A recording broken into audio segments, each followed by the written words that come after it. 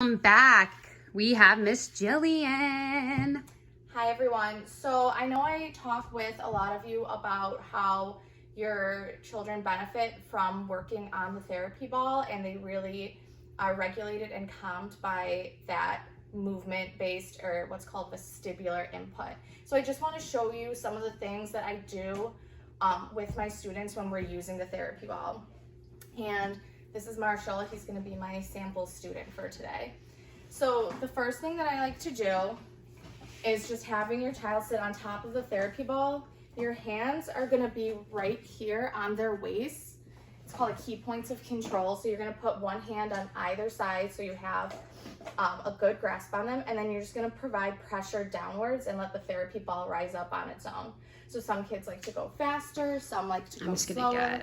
And once you start this input, some kids will take over and start bouncing themselves. So that's the first thing that I usually start off with on the therapy ball. Once they're kind of adjusted to how their weight shifting is on this, I start to move the ball a little bit forward and then backwards and then to the sides, and just watching them to see how they're reacting. It's really important when you're working on an unstable surface like a therapy ball to always be monitoring how your child's reacting to it. And also just making sure you're doing it on a surface that's not hard. So like I'm always working on top of a mat when I'm on the therapy ball. Okay, another thing I like to do is have kids on their belly on the therapy ball. So for this one, again, you're just gonna still have your hands on the back sides, on their hips here, on that key points of control, and move them forward and backwards. And it's okay to almost be, you wanna be right there with them. So it's gonna feel like you're on top of them, but you wanna be moving with the ball so that you're right there and always supporting them.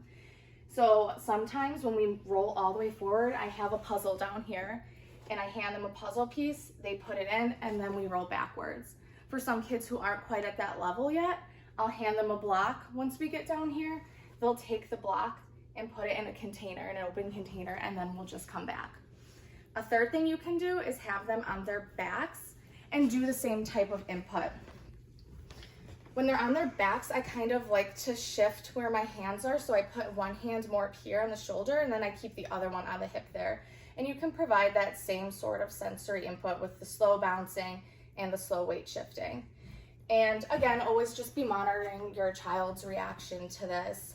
These are all like simple calming and regulating activities that I use really to prepare a child for before engaging in more seated or fine motor tasks, because it helps to just calm them and then prepare them for whatever task you have set up next for them.